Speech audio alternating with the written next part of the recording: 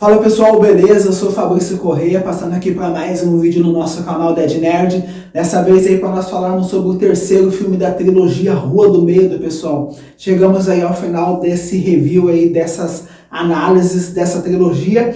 Hoje nós vamos falar aí sobre o final desse capítulo aí, Rua do Medo 1666. Então, se você acompanhou o primeiro filme e o segundo filme, se você gostou, já dá seu like aqui nesse vídeo, seu like ajuda demais nosso canal. E se inscreve também aí para você não perder as notificações dos próximos vídeos. Amanhã, 4 horas da manhã, estreia aí a nova série da Marvel, pessoal, o Arif, né? Aquela série animada que vai fazer parte também, ele vai ser interligada com os filmes do MCU. Como de costume, eu vou acordar 3h30 da manhã, 4 horas começa o episódio. Assim que terminar, 4h40, 4h50 ali, eu já começo a fazer aí um vídeo com as primeiras impressões ali de bate pronto, pessoal. É ali, acabou o episódio, eu já ligo o celular e a gente já começa a conversar aí sobre as primeiras impressões do episódio. Então, se você quer ficar sabendo antes de todo mundo aí o que aconteceu no primeiro episódio de Arif, é aqui no canal. Então, você tem que estar inscrito para você não perder a notificação para quando esse vídeo estiver pronto. Aproximadamente 5h30 ali, no máximo, já vai ter vídeo aqui no canal. Então, já deixa seu like, se inscreve e ativa o sininho para você não perder a notificação, beleza?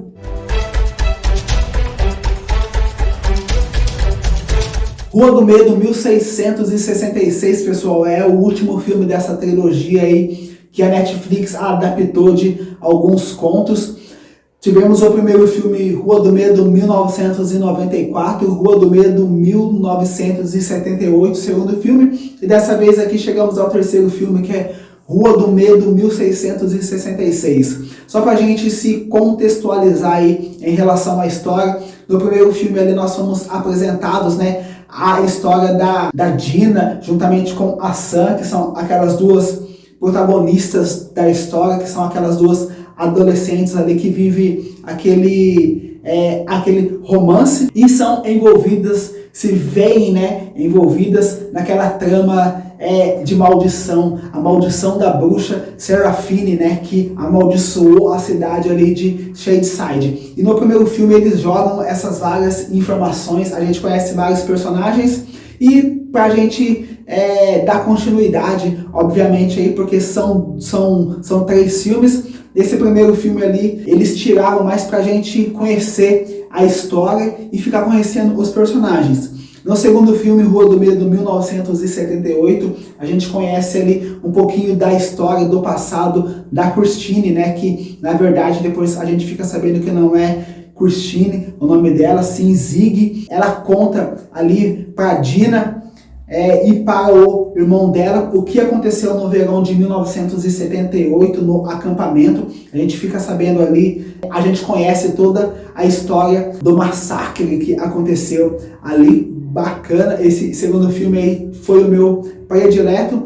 E depois ali no finalzinho desse segundo filme, a gente fica sabendo que existe uma forma de acabar com a maldição da bruxa, né? Que é basicamente juntando a mão decapitada dela juntamente com o corpo que foi enforcado dela também. Essa é a forma aí de acabar com a maldição da bruxa. Porém, nesses 2 filmes aí, nós somos apresentados de uma forma superficial a toda essa questão aí mística, né, sobre a maldição da bruxa. E obviamente nós teríamos que entender um pouco melhor o que envolve essa questão aí da bruxa. E nesse terceiro filme aqui, um ponto positivo desde já aí que eu coloco foi que eles dividiram em 2 partes esse terceiro filme, Rua do Medo 1666. Eles deram ali um tempo muito bom para a construção, né, para a apresentação dessa história da maldição da bruxa, para a gente conseguir entender toda essa questão da maldição da bruxa e para a gente interligando aí algumas pontas soltas que tinham ficado do primeiro e do segundo filme. Vou falar, pessoal, aqui bem resumidamente aí de como foi esse terceiro episódio e depois a gente vem pontuando aí os fatos, beleza? E o filme começa basicamente ali com o viralejo ainda de Shadyside, nem se chamava ainda Shadyside, 1666. o que acontece, né? Os jovens ali encontram uma certa forma de se divertir, é noite de lua cheia e eles estão ali organizando para eles se encontrar, né? Beber, fazer sexo ali e tal, usar drogas já desde lá de 1666 eles já utilizavam de drogas, porém drogas naturais naquele contexto. E nós temos ali a personagem da Serafine, né, pessoal? Outro ponto positivo aqui também foi que a Netflix, não sei se foi proposital, mas eles utilizaram os mesmos atores, né, para fazerem diversos personagens, tanto no primeiro, no segundo e no terceiro filme. Nesse terceiro filme aqui voltam vários atores que fizeram tanto o primeiro quanto o segundo filme. Por exemplo, quem vive a personagem da bruxa, né, que é a Serafine, é a mesma atriz que fez a personagem da Dina no primeiro e no segundo filme. E a Serafine aqui, nesse terceiro filme, ela já tinha um interesse amoroso ali por outra menina, né, que é a Hannah, que é a mesma atriz que fez a personagem também da Sam, que fazia par romântico com a Dina nos outros dois filmes, né, pessoal? Então eles utilizaram aí esses mesmos atores para que nós já tínhamos essas familiaridades para ficar mais fácil de a gente entender a história. Mas o contexto é basicamente esse aí. A Serafine já tinha interesse aí, né, nessa personagem aí da Hannah, né? Na verdade, o interesse era mútuo, porém em 1666, né, pessoal, não podia se fazer nada, quanto mais aí ter um caso amoroso entre duas meninas, né? Todo esse contexto ali que envolvia a história, né? Inquisição, bruxaria. Então, obviamente que não era permitido, né, um romance entre duas meninas. Porém, elas davam o jeitinho delas ali, davam uma escapadinha para elas ficarem juntas. Porém, em uma determinada da noite de lua cheia, os jovens decidem curtir ali essa noite. Então, eles fogem lá pro meio da floresta. A personagem da Serafine, juntamente com a Hannah ali também, elas fogem, né? E elas começam a lhe dar uns amassos ali e tal na pedra. Porém, elas observam que elas são espiadas, né? Elas veem que alguém viu elas dando esses amassos aí, porém daí elas correm ali e não acontece nada, beleza. No outro dia, o pai da Hannah, que era o pastor ali do vilarejo, ele começa a surtar, começa a falar algumas coisas ali sem nexo, sem pé nem cabeça, e a gente começa a perceber que está acontecendo alguma coisa na história. Nisso ali, o pastor, ele pega em um determinado período do filme, ele tranca todas as crianças ali dentro da igreja, pessoal, e ele arranca todos os olhos ali das crianças e mata todas as crianças. Nesse contexto aí, já está acontecendo alguma coisa de errada em todos os lugares, né? Começam a aparecer pragas no meio das comidas, né? Os porcos começam a morrer, né? O porco da Serafine lá come os filhotinhos dele, pessoal, vivo. Tá acontecendo alguma coisa nesse contexto aí. E tem um cara lá, loucão, que é o mesmo ator que fez o Tommy no segundo filme ali. Ele começa que o demônio, né, está à solta ali e que o demônio veio requerer alguma coisa ali e tá acontecendo alguma coisa. Nisso, a Serafine, juntamente com a Hannah ali, elas começam a achar que é por culpa do romance delas que o demônio está vindo atormentar as famílias. E nisso, logo nessa sequência aí, o pai da Hannah, que era o pastor ali do local, mata as crianças de uma forma brutal, né, pessoal? E nós somos apresentados aí a um personagem que é muito importante, tanto para esse filme quanto para todo o contexto ali da história, que é o Salomão, né? Salomão Good. Nisso, a gente vê que ele tem uma amizade ali, diria eu, amizade com interesse na personagem da Serafine. Porém, nesse contexto aí que começam a morrer ali, as crianças morreram, começam a acontecer várias tragédias. o pessoal decide ir atrás dos culpados, né? Porque eles já têm essa coisa aí de bruxaria, de demônio e tal. Eles começam a caçar quem são os culpados, né? Por trazer essa maldição ali para o vilarejo. Nesse contexto aí, aquela pessoa, né? Que a gente acha, na verdade, que foi a pessoa que viu a Hannah e a Serafine lá se pegando naquela noite de lua cheia, ele vai ali e diz que viu as duas se pegando, né, que isso é coisa do demônio, e obviamente que as duas já são tidas como as duas culpadas e elas são condenadas ali ao enforcamento.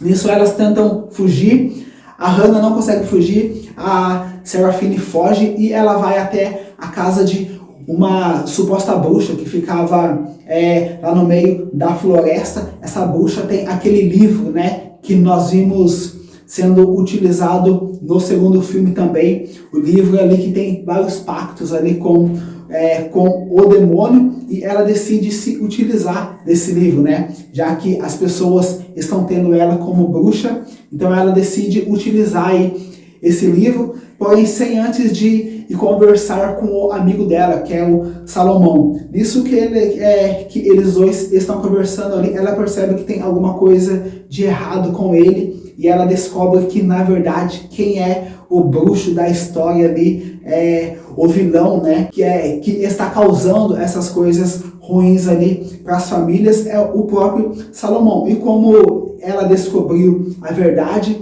ele decide matar ela.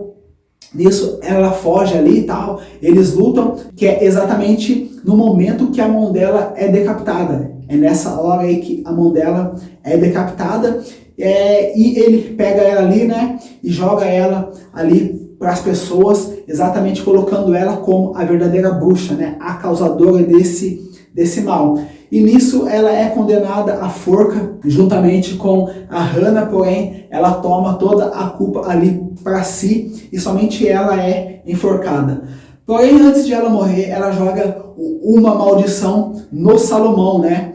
Ela diz que ela vai perseguir ele, né, pro resto da vida dele ali, que ele nunca mais vai ter paz. E nisso ela é enforcada. E daí a gente consegue entender, pessoal, várias e várias questões aí em relação, né, porque várias e várias vezes que outros personagens tinham contato com alguma parte do corpo da Serafine, né, seja a mão dela ou o corpo dela com sangue, eles viam aquelas imagens. Isso nada mais era do que a maldição que ela tinha jogada no Salomão, né? Que uma parte da maldição dizia que as pessoas jamais esqueceriam o que ele tinha feito, que na verdade quem trouxe o mal ali para aquelas pessoas não tinha sido ela, e sim esse personagem aí, o Salomão, né? E fazia parte da maldição, porém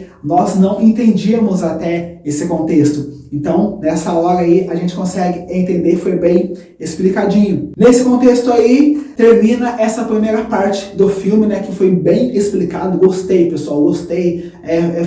Foi um período curto até de explicação, porém deu para entender perfeitamente aí todo esse contexto que envolvia a personagem da bruxa, que era a Serafine. Nós tivemos esse plot twist aí, porque até então nós achávamos que quem era a vilã da história toda, tanto do primeiro, do segundo e do terceiro filme, era a personagem da Serafine, porém, na verdade, ela foi uma vítima, ela não era a vilã, sim, ela tentava alertar as pessoas, né, através daquelas visões lá, de quem era realmente o vilão da história. E nisso nós voltamos para a época atual, que é 1994, e a gente descobre que o descendente do Salomão é ninguém mais, ninguém menos do que o Nick Gold, né? Que é o delegado aqui, que fez o par romântico lá no segundo filme com a personagem da Zig também, né, pessoal? Então,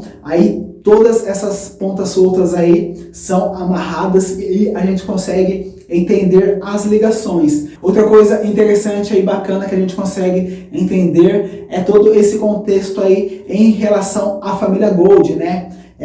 Que é uma família tradicional ali, né?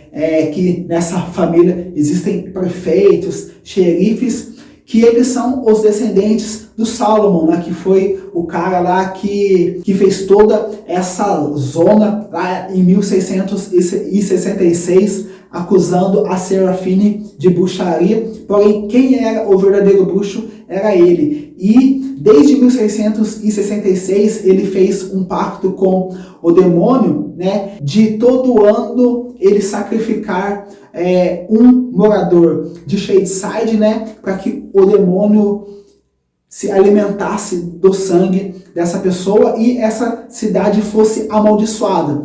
E todas as pessoas que conseguiam, de certa forma, descobrir o segredo dele, né, que ele tinha esse pacto aí, ele mandava esses assassinos atrás das pessoas, que foi o que aconteceu no primeiro filme com a Sam, né? Porque quando a Sam tem contato lá com os ossos do corpo da Serafine, ela consegue ver as imagens e os assassinos começam a perseguir ela. No segundo filme lá, foi a personagem da Zig, né? Também que teve contato ali, e o Tommy começa a perseguir ela também, juntamente com a irmã dela. A gente consegue entender, pessoal, que desde lá de 1666 o Salomão já tinha lançado essa maldição e todos os descendentes da família tinham esse legado. Então a gente entende também todo o contexto lá da fala do Nick no segundo filme, né, que ele diz que ele tem esse legado, porém aparentemente ele não queria mais fazer parte aí, né, desse legado do horror, porém dá tudo errado ali e ele segue seguindo aí essa maldição da família dele. Então nós chegamos aí, nós temos todas as pontas soltas amarradas, porém o filme precisa de um arremate, né, de uma finalização. E qual é o desfecho da história? Eles têm que matar o Nick Gold, né, para acabar com a maldição. Nisso ali eles arquitetam um plano lá no shopping center, que foi a cena da primeira morte do primeiro filme, 1994, para eles matarem o Gold. E nisso acontecem várias coisas ali que eles conseguem matar o Nick Gold e termina com a maldição. A Dina, né, fica com a Sam, elas vivem ali esse romance e elas prestam uma homenagem ali naquela pedra onde foi esculpido ali o túmulo da Serafine, né, dizendo que ela na verdade não era uma bruxa e sim ela foi a salvadora da cidade. E com o término da maldição, Shadyside ali começa a ter bons dias, né, pessoal? Coisa que não acontecia desde 1666 por causa da maldição do demônio. E o filme termina ali com uma cena pós-crédito bacana também, porque o livro, né, dos pactos lá que foi utilizado em 1666 pelo Salomon Gold, ele está jogado lá no chão da caverna e nós vemos que alguém pega esse livro, porém não é mostrado quem pegou esse livro, pessoal. A gente não sabe se foi alguém da família Gold ou se foi um dos adolescentes, a gente não sabe, porém alguém pegou ali o livro das maldições. Será que nós vamos ter continuação aí, pessoal, né? Um quarto, um quinto filme. E o filme termina dessa forma aí, pessoal. Agora vamos lá para nossas considerações. Pessoal, obviamente esses filmes teriam que ser uma minissérie, pessoal, com uns 6, 8 episódios aí, para ser melhor construído. Mas eu gostei, pessoal, gostei demais aí dessa trilogia. O primeiro filme tem a missão, né, de nos apresentar vários elementos. Ele consegue nos apresentar esses elementos com a difícil missão também de fazer com que a gente sinta interesse em continuar assistindo os outros dois filmes, né? Porque não adiantaria nada nós termos um segundo filme excelente se o primeiro filme não fosse bom, não conseguisse prender a nossa atenção para a gente estar assistindo esse segundo filme. Então, o primeiro filme mesmo muito aqui das vezes jogando várias informações, conseguiu essa difícil tarefa aí de prender o interesse do espectador. Funcionou bastante.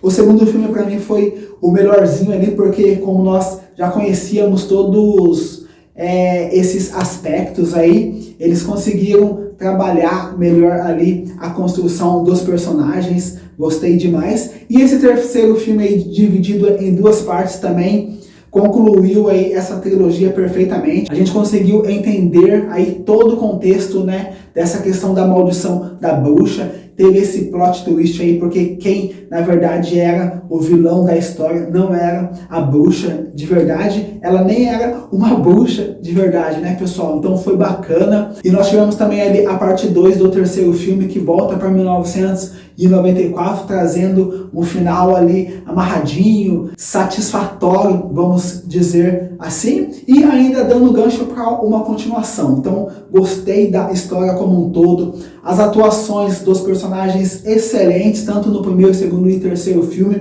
Mais uma vez, não sei se foi proposital essa questão aí da Netflix utilizar os mesmos atores, mas foi uma sacada genial, porque nós já estávamos familiarizados com esses personagens no primeiro e no segundo filme. Eles trouxeram para o terceiro filme, também economizaram aí um dinheiro, porque se em cada filme eles fossem utilizar atores diferentes, poderia ser que a gente não criasse essa empatia para com os personagens, e eles fizeram as escolhas perfeitas ali dos atores.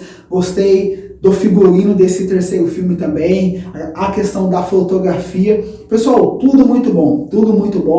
Gostei demais mesmo dessa trilogia aí, Rua do Medo, 1994, Rua do Medo, 1678, Rua do Medo, 1666.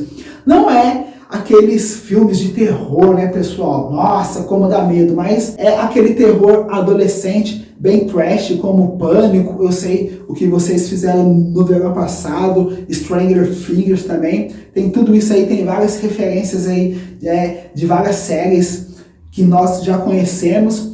E bacana. Ponto positivo aí para a Netflix, que fez essa adaptação, né, e nos trouxe todo esse contexto aí dessa trilogia. Quem sabe nós tenhamos aí uma continuação da trilogia Rua do Medo. Beleza, pessoal? É isso aí. Espero que vocês tenham gostado também dessa trilogia. Se você não assistiu ainda, assista, vale muito a pena como entretenimento. Deixa aqui nos comentários se vocês assistiram, de qual você gostou mais, do primeiro, do segundo ou do terceiro filme. Beleza? É isso aí, pessoal. Valeu. Não esquece que hoje, 4 horas da manhã, hoje não, pessoal, amanhã, quarta-feira, estreia a nova série da Marvel, What If. Beleza? Até o próximo vídeo.